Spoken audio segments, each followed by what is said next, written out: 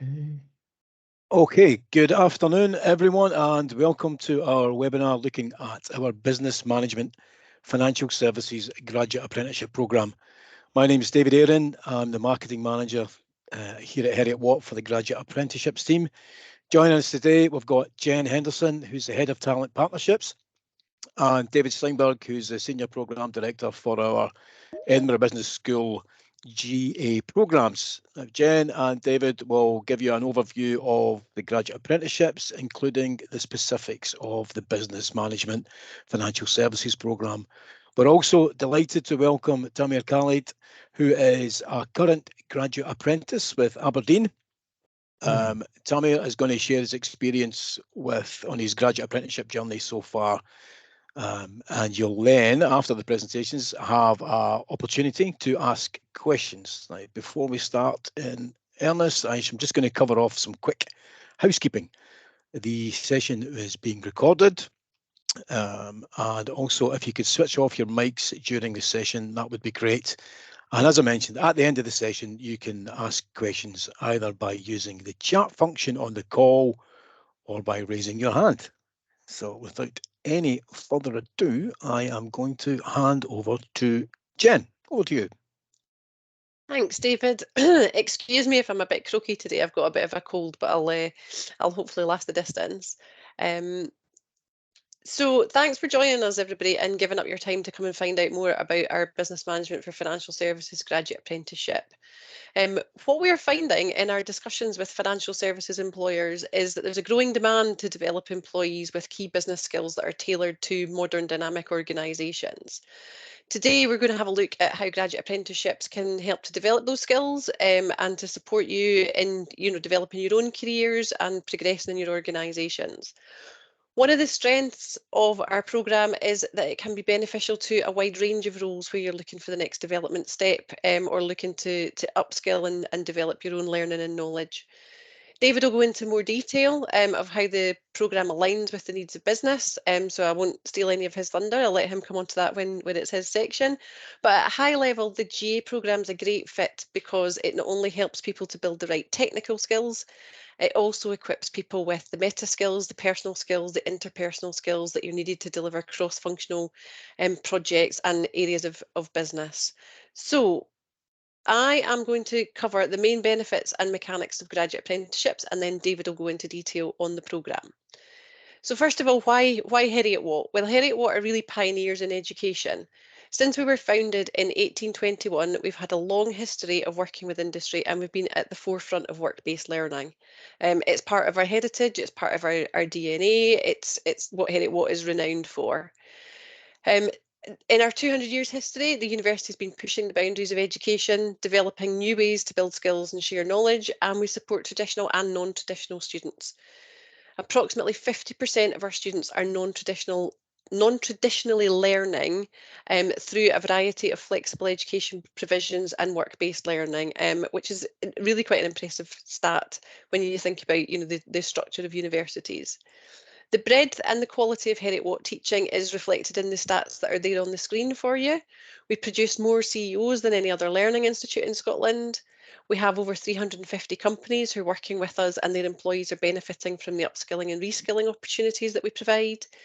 95% of our graduates are in employment or further study within 6 months of graduation.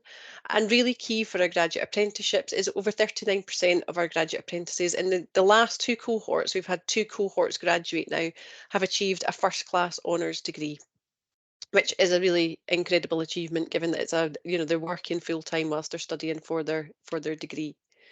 So what is a graduate apprenticeship? Some of you may know some of this, some of you may never have seen anything about graduate apprenticeships before, so I'm just going to talk you through it. It's really important to remember what a graduate apprenticeship isn't. A lot of people have the misperception or misunderstanding that a graduate apprenticeship is an apprenticeship for graduates. It's not, it's absolutely not that. It's an apprenticeship that develops people to become graduates. It's a groundbreaking way to earn a degree while still in work and getting paid. So as a graduate apprentice student, you can achieve a nationally recognised and accredited honours degree up to master's level whilst in full-time employment. They're fully funded. So there's no cost funded by the Scottish Funding Council, so there's no cost for the employee or for the employer. So as long as you're an eligible candidate, your fees for your education are fully covered. And they're part of the wider apprenticeship family. A lot of you will have heard of or may have come through foundation apprenticeships or modern apprenticeships. Graduate apprenticeships are part of that wider apprenticeship family, and we quite often see progression from other apprenticeships into a GA so that people can achieve their degree level qualifications. Graduate apprenticeship isn't doing a part-time degree whilst doing a job. They're not separate. It's about integrating work-based learning and activities with the learning outcomes of the degree. So it's a work-based learning way to achieve your degree level qualification. So what does that mean in practice? That means that there's a lot of work-based learning as part of the degree, and the student will also spend time during their working week, because it's part of your working hours studying for your GA programme, with the university on your academic learning. Some of that's on campus, some of it's remote. It's different for different programmes. David will cover that in more detail as well. It's a positive of COVID that we do now have fully remotely accessible delivery of the qualifications. It was developed through COVID, and it accelerated the development that was already happening for the university. So graduate apprenticeships are great for new and existing employees.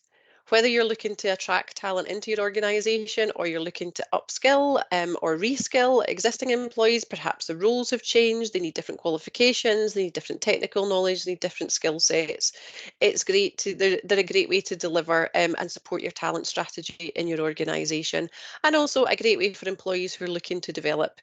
They might have reached a ceiling in their current role and with their current qualifications, and they're looking to take that next progression, that next step, and you want to retain them in your business. It's a brilliant way to do that and offer them the progression that they're looking for. Whether it's for new or existing employees, graduate apprenticeships are designed to fill the critical skills gaps in your business. Everybody identifies that they have skills gaps in their businesses. These are a really good way to fill these. There's two really important support roles for the graduate apprentice: the workplace mentor and the personal tutor. David will go into these in a bit more detail, but both of them are important because they are the support network for the graduate apprentice, both in the workplace to make sure that the work-based learning is happening, that there's no barriers to delivering and achieving what you need to achieve in the workplace, and so that the academic studies are on track, and supporting if there's any difficulties or any challenges in either of those places. And that triangular partnership is really, really important for the success for the individual and for the graduate apprenticeship programme, and the success for the workplace as well. So David, move on to the next slide, thank you. So we can break down how the graduate apprenticeships actually work into some really easy numbers that are pretty quick to follow through. So just as a reminder, the fundamental is that all graduate apprentices are in full-time employment to be eligible, and it's part of their working contracted hours. So 1 day per week of their working hours is spent learning with other Heriot-Watt students. So that's their academic learning, that's their time spent at university. And I say at in inverted commas because it may be online, it can be on campus, it can be a combination of both, but it's 1 day per week that's dedicated to their academic learning. And we recommend that there's an additional 4 hours per week additional study time. That can be constructed in a way that works for their role and for the individual, and that works for the business. So it doesn't have to be a 4-hour chunk, it can be split up different ways. That's the typical amount of additional study that students do. There's the 2 nominated individuals who provide support. I mentioned them before. It's the workplace mentor and the Heriot-Watt personal tutor. And there's a formal quarterly review process, that there's meetings between the graduate apprentice, the workplace mentor and the personal tutor to look at their progress, resolve any problems if there are any, look at what's coming up and how those will be delivered in the workplace. The graduate apprentices attend for 3 semesters, so it's approximately 42 weeks. That's allowing for annual leave. So whereas people understand that university and undergraduates have long holidays in the summer, for GAs it's work-based learning, so it's integrated year-round. So there are work-based learning elements through the summer period as well. There's breaks at Christmas, Easter, and there is a break in the summer. It's a 4-year programme of study. at the end of which, assuming they're successful, the student will achieve either an MA, a BEng or a BSc. For these purposes, it's an MA honours that would be achieved at the end of the 4 years of study. Now, it's really important here to say that it's a 4-year programme of study, so it's 4 years to qualification. But what we're finding from business and from graduate apprentices is that it's absolutely not 4 years to having an impact for the individual and for the business. We're increasingly seeing graduate apprentices who are being promoted during their studying because they're making a difference in their business. They're bringing fresh ideas in. They're taking a different approach to things. They're applying the latest academic learning in their business. So please don't think that you're starting as a 4-year programme of study before you'll start to see any outcomes for it, because, and I'm sure we'll go into this in more detail, but it's absolutely not the case. It's 4-year programme of study to achieve the qualification, but there will be an impact long before that you get to the 4 years. So, as I mentioned before, graduate apprenticeships are a unique combination of work-based learning and academic learning. That just breaks those two elements down. So 20% is the academic learning, that's the at university part of the week, and work-based learning is 80%. So what makes those up? So the work-based learning is practical and theoretical exercises. We look at the specific content with your employer and looking at your role and how the learning outcomes can align with tasks that you've got to do in your daily job or that you can have access to, or big projects that you've got coming up. It's looking at the outcomes and aligning these as much as possible with the work that you have in your role already. There's feedback on the evidence, and if required, then you'll be able to resubmit any of the work-based learning units. And there's tutorial exercises to help guide learning. There's not exams for these courses, but there might be some assessments and class tests, and David will probably cover those in more detail. It's slightly different across the different programmes. The academic learning, that includes traditional university courses. These are assessed by exams and tests and coursework. They're delivered over single semesters, and there's tutorial exercises provided to support those as well. So the majority of your studying is it's work-based learning, and there's the academic learning to support it, and the two are interrelated, so they're not completely separate as you progress through your 4-year programme. So I think I've covered everything that I'm going to cover. I'm going to hand over to David. Thank you very much, Jennifer. Thank you very much. And if we could just change the slide, please. The first and favorite slide that I have is our original 8. The 7 are in front of you, but the 8th individual is taking the picture. This is the original graduating class a few years ago of GAs. We now graduate 5 times this number in our program, our EBS program, and it's a pleasure to see these familiar faces. Next slide, please. The other group that I have to say hello to is the EBS GA leadership team. Nothing happens without this team. This is a very close-knit group of people that have been handpicked. They enjoy working with GA students. They work exceptionally hard, and that's the reason why our program is as successful as it is. It's the people that run the leadership team, and I'm very pleased that we have images of them here. And then the third slide, next please, is the faculty. And the faculty is again handpicked. They love working with GA students. They are akin to executive ed without the first degree, and that's a very different kind of teaching and experience than you would expect in an undergraduate or postgraduate environment. And we call it the living laboratory, where there's as much give and take between and among the individuals as there's no talking heads here. It's all about active learning, etc. And I'd like to take a moment to allow the individuals to wave who are with us today. I've got the team from the Financial Services program here, and I'd like to introduce them, starting with Lucy Gialou. Say hello, Lucy. She teaches the she teaches the she teaches the Intro to Finance course and the FinTech course. And then we have Ken Brown, who teaches the 2nd-year Financial Services Sector course. Hi, everyone. And we've got Kadre Abdelkader, who teaches the FinReg course. Hi, guys. And we have Julian Randall, who rounds it out at the 4th year with his client engagement course. Hi. And so thank you very much for joining us today. I know everyone is very busy. Next slide, please. Right. Our degree is designed both for those who are already in the financial services sector and those who are looking to enter into the sector. It's important that we mention this because we don't want people to think that they have to come in with advanced understandings of financial services. It's designed to help those who want to make the transition and those to add on to those upskilling to those that already have some background in it. Next slide, please. Right. So next couple of slides are about the skills that we have incorporated into our courses. I call these the high-level knowledge attribute skills. These are what I would call the traditional skills that you'd expect to see in any good business management and financial services program. They will look very familiar to you, and we even have some courses that are named after some of these skills. We move on to the next slide. And then, as the SDS Sector Skills Assessment in 2022 noted, the most requested skills for financial services job postings just happen to be the ones that we also cover in our courses: teamwork, customer service, stakeholder management, project management. We have an entire course on project management, and it is highly popular. Next slide, please.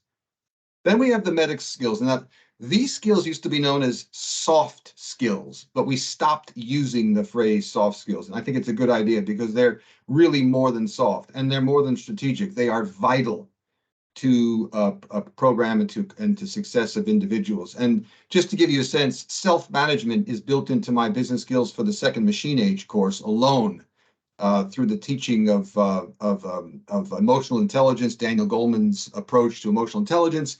Social intelligence is built into my course alone, associated with teaching advanced questioning skills for consulting and for field work. And then the innovation piece alone, we have a course called Innovation Management that is fully designed for that kind of thing. So we take these into considerations. Who knows what the next iteration of the word skill will be? It could be meta, it could be whatever, but that's how we're aligned with these skills. Next slide, please. The successful BMFS candidate has the following attributes: understands the rigorous nature of the undertaking. It is not an easy undertaking, and we just need to make sure that all candidates are aware that they may have to put off climbing Mount Everest or joining the Great British Bake Off until year 5, because there's a lot of focus on the paid work and a lot of focus on the university work. And so there is a rigorous element to it, but it's certainly something that you can handle with just some time management, etc. Demonstrates maths and critical writing skills at the Scottish Highers level. Look, or the equivalent. So if we don't see it in the profile of the candidates that they have hires, we look for what we call the equivalent in career progression. And my job and the recruiter's job is to translate that career progression into academic potential. We need to make sure that you have what it takes to get through the program. I'll talk about the support that we have for you, which is extensive toward the end of this workshop. But that's how we kind of look at things. Either you have the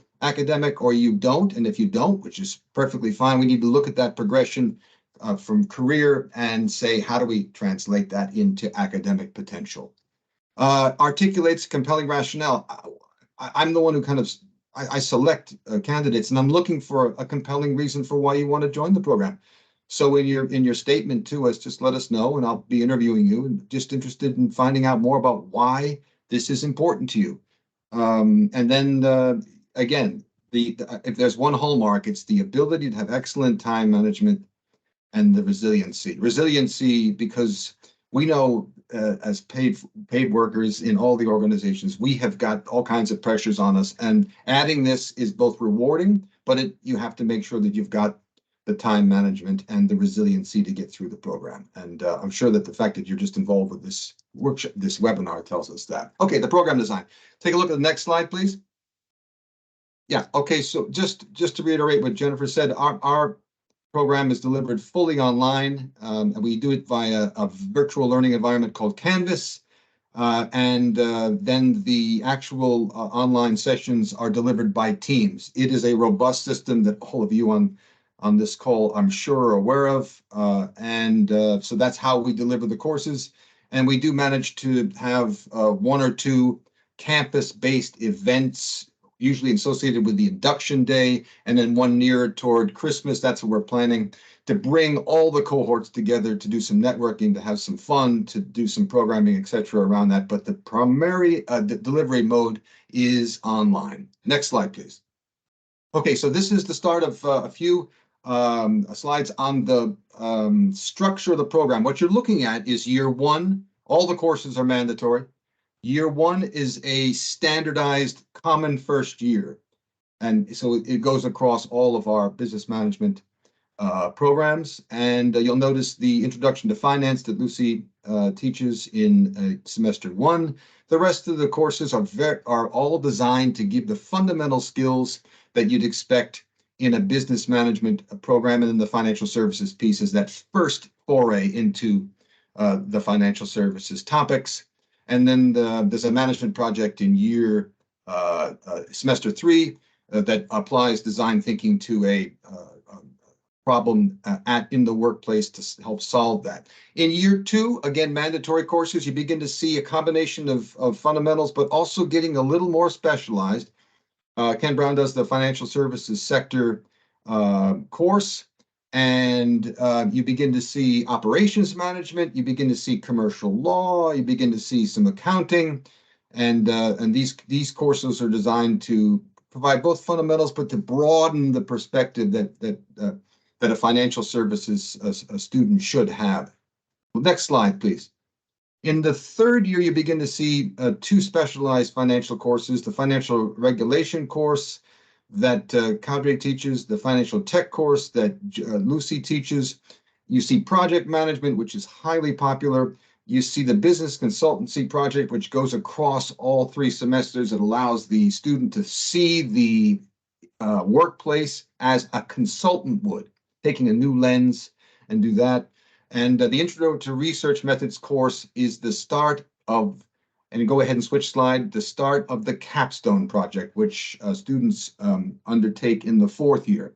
So in the 4th year, you've got international business, which is a highly regarded course, and then you have this wonderfully specialized managing business performance course that was originally designed by one of the world's leading experts on our campus, and that's Professor Umit Patitsi, one of the leading experts in this.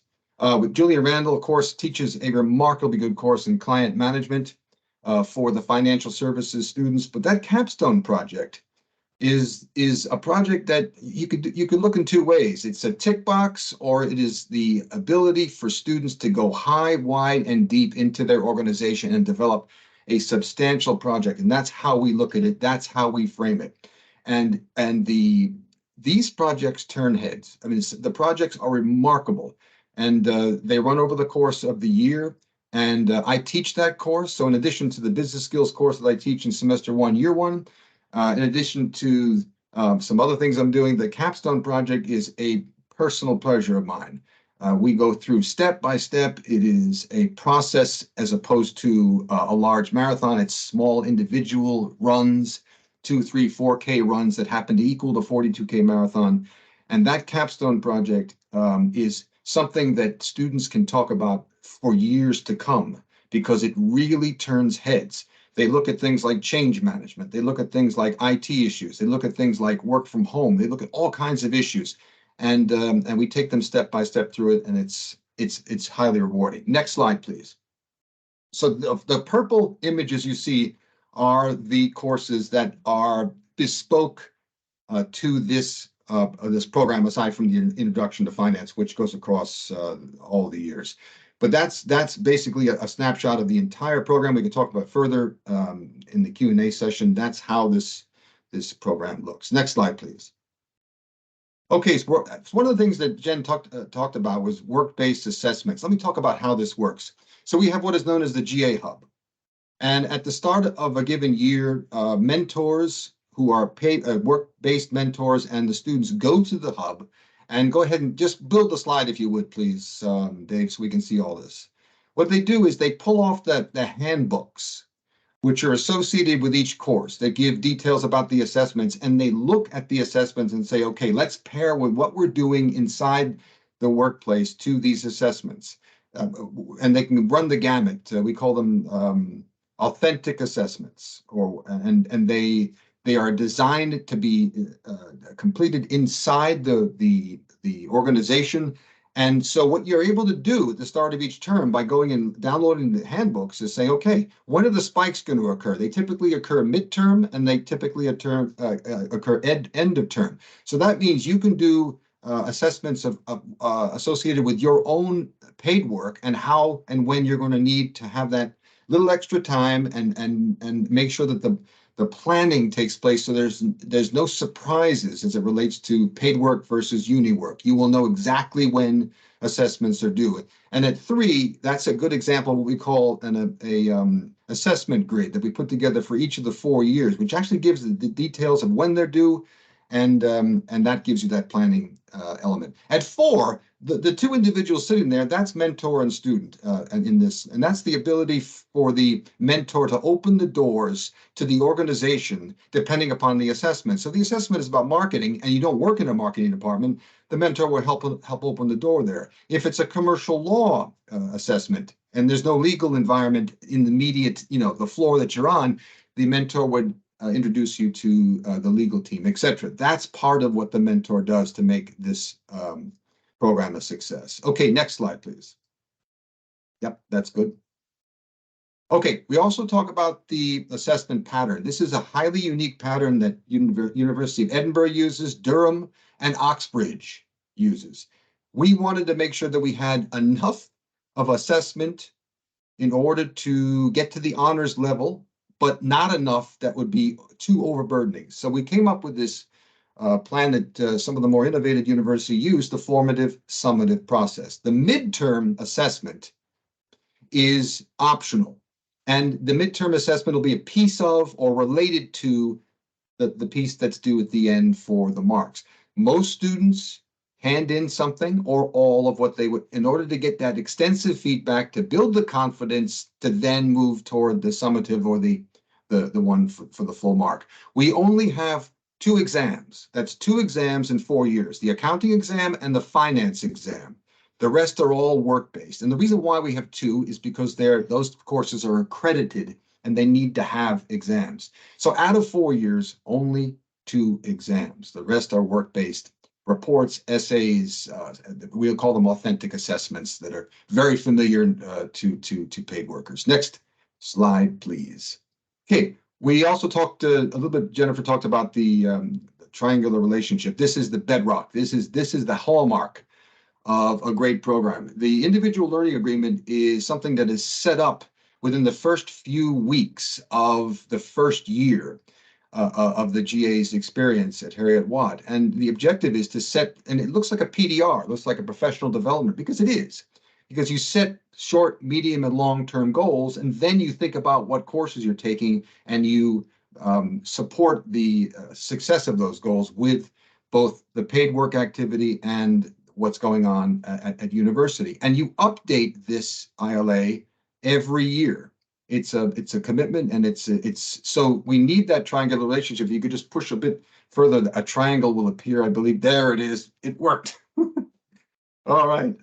What happens is this triangular, those who study engineering know that a triangle is very strong. The student, the mentor, and the Heriot-Watt tutor or the academic tutor. Without this, the GA is not successful. So we need to keep this triangle strong throughout the 4 years. Those that are successful have this triangle that's very strong. Okay, next slide, please. And rounding this out, we need to talk about the academic support because it is extensive. Students are coming from varying backgrounds, varying academic credentials, and we want to make sure that there is every opportunity to succeed. And that starts with the academic tutor that they're assigned over the same individual over the 4 years.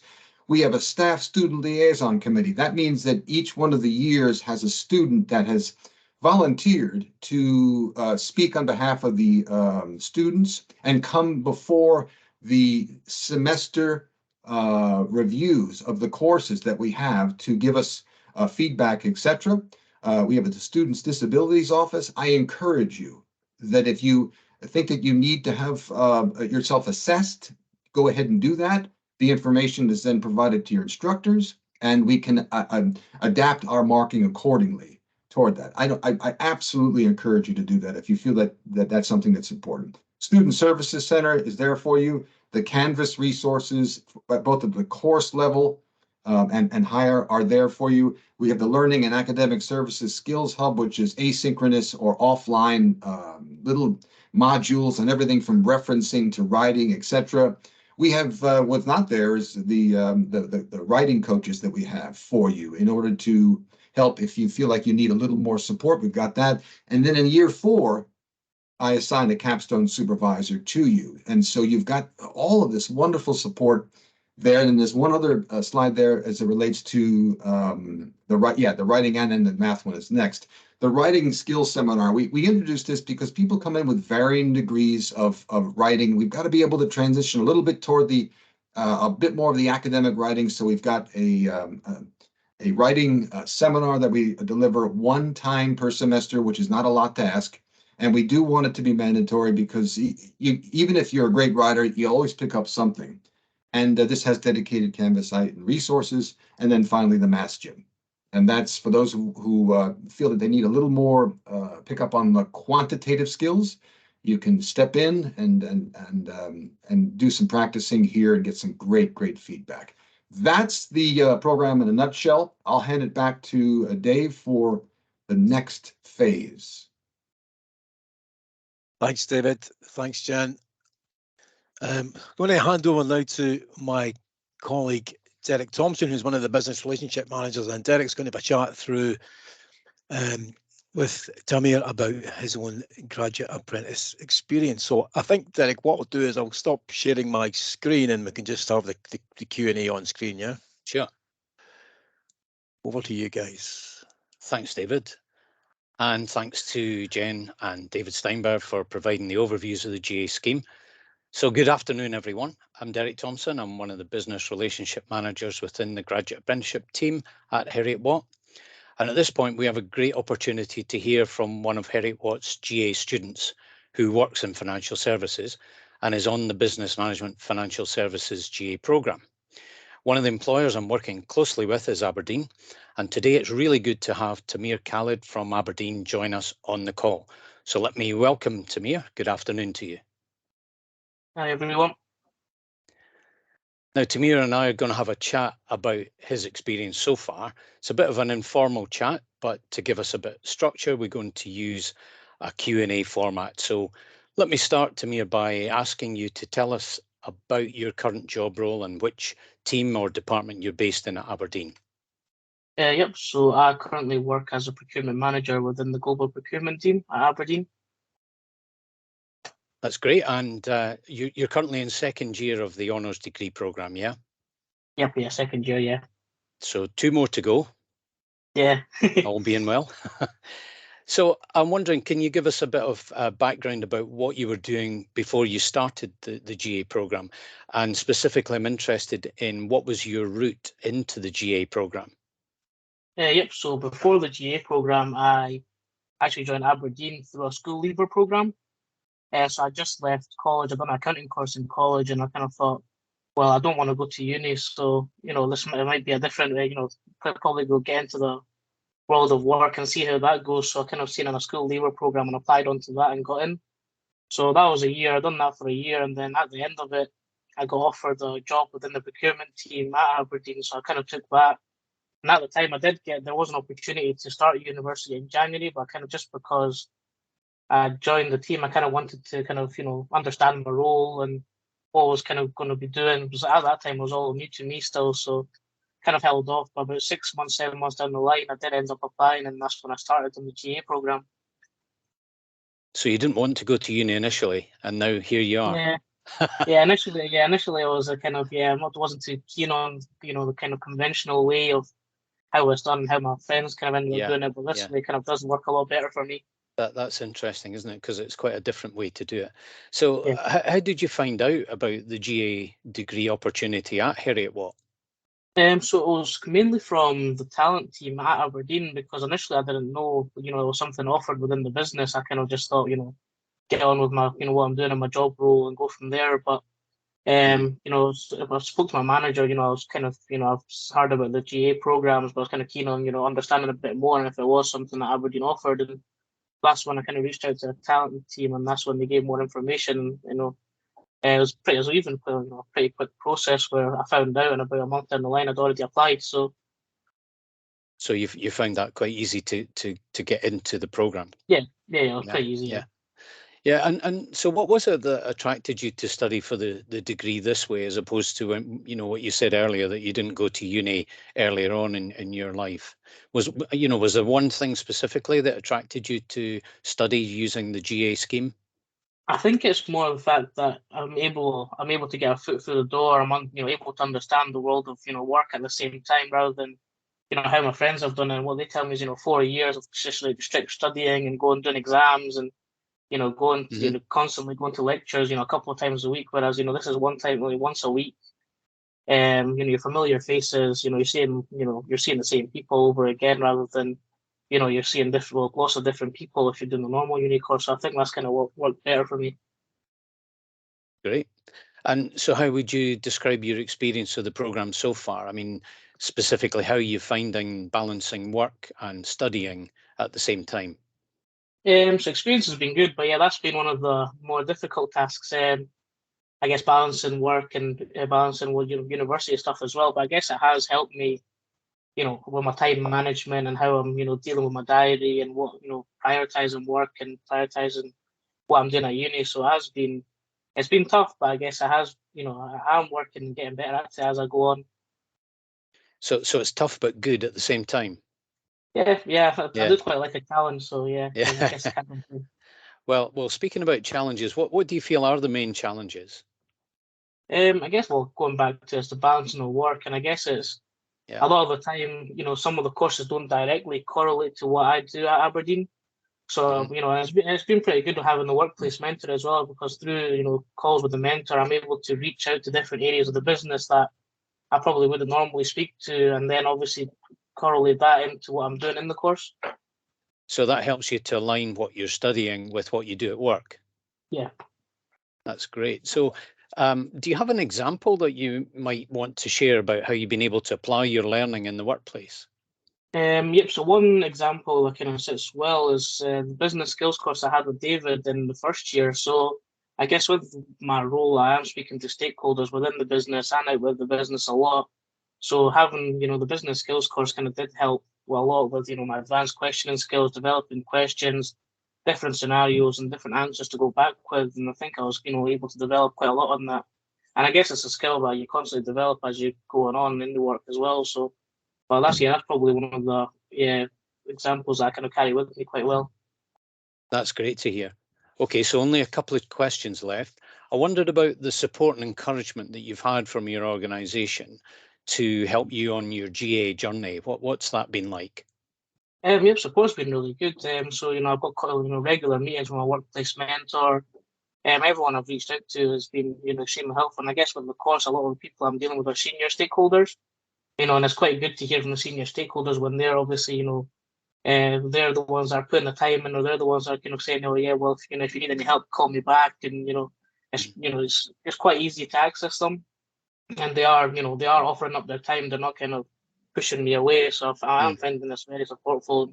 Everyone in my team as well, in the procurement team, you know, if there's any queries or questions, a lot of them have gone through normal uni courses and, you know, stuff like, you know, some of these like financial services courses and business courses. So yeah, it's quite easy just to get a helping hand if I need it.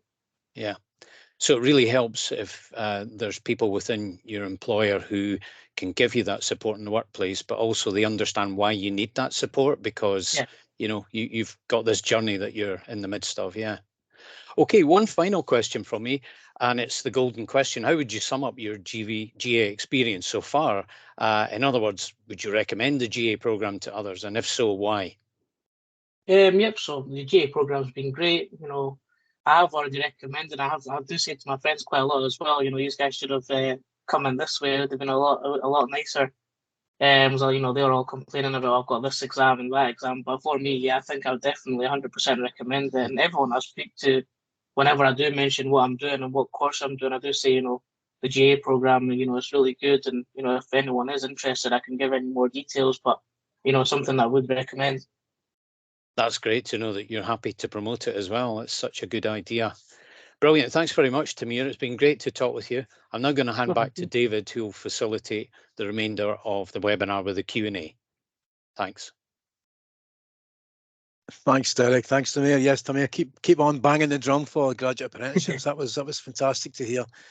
Yeah, so listen, folks, we've got for those on the call, we have some time left for some questions from the floor. So please, as I mentioned before, you can drop them into the chat or you can raise your hand. And I guess while people are thinking about any questions, if anybody else, maybe either from Eric Watt or whatever's got any sort of observations on what we've talked about today, please feel free to share that with the group.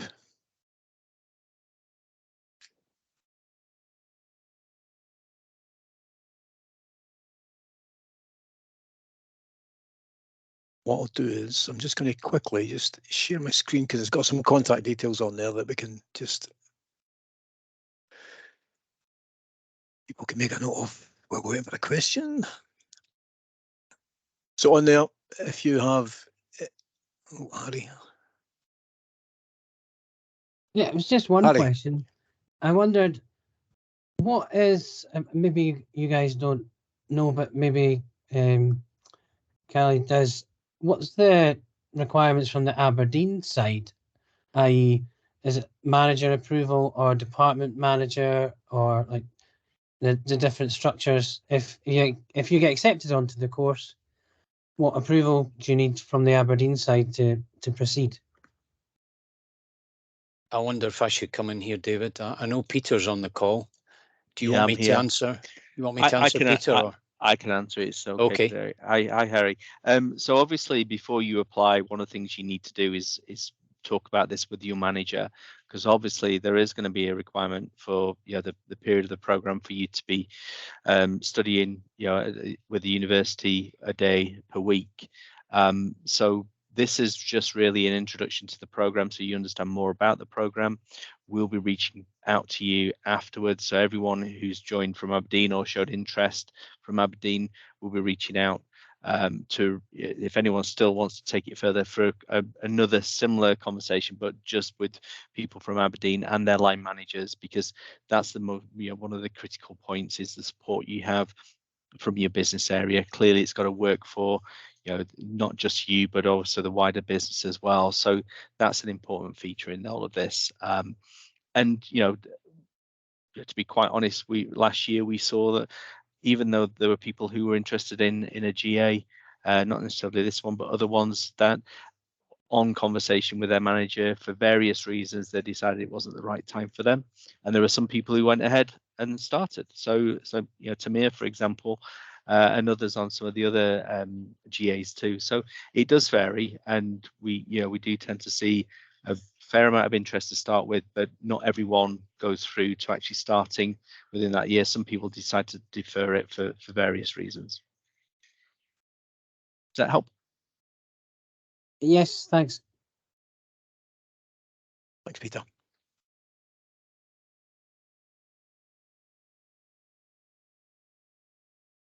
Maybe just to add to that is the sort of the process we go through with all employers, which is to say that once the employer has approved the person's interest in the programme and effectively nominates them to the university, we can then begin the process of checking credentials so that we know that academically you're eligible for entry, and we also need to check that you're eligible for SAS funding. So the applicant, yourself, if you're applying, Harry, would require to apply to the SAS funding body. So that's the Student Awards Agency of Scotland. And as long as you've got funding for the 4 years, as long as you're eligible for entry to the programme academically, then we begin the next part of the stages that take us towards your enrolment as a student.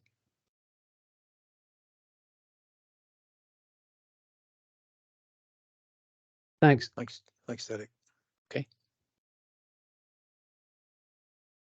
Just if anybody's else thinking of other questions, just to say that I'll send around a recording of the session, and please feel free to share that with your colleagues. And I don't know if you get a chance to catch that. I just shared it quickly before. There is some contact details here, so you can, if you go away, have a think. So you can. The team are always on hand for any further queries at the mailbox. It's ga@hw.ac.uk, or there is more information, including like some case studies, including ones for business management, at the web address, which is hw.ac.uk/ga.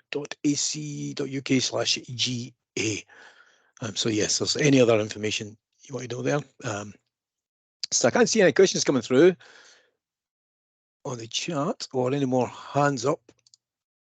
So if we're happy, I am happy to close the call there. Just a quick thanks to Jen. Thank you for that. David, as always, thanks very much for that. Derek, for facilitating the Q&A, and Tamir, thank you so much for sharing some of your time today to go through your GA journey so far. It was great to hear that from a graduate apprentice perspective. So thanks for that. Much appreciated. No, thanks for having me on. Well, we might be in touch again. Listen, thanks all. If everybody's happy to close it there, I'll say thank you very much and have a great day. And thanks again for coming along today. Thank you. Thank you. Thank you. Thank you. Thanks. Bye-bye. Bye, everyone.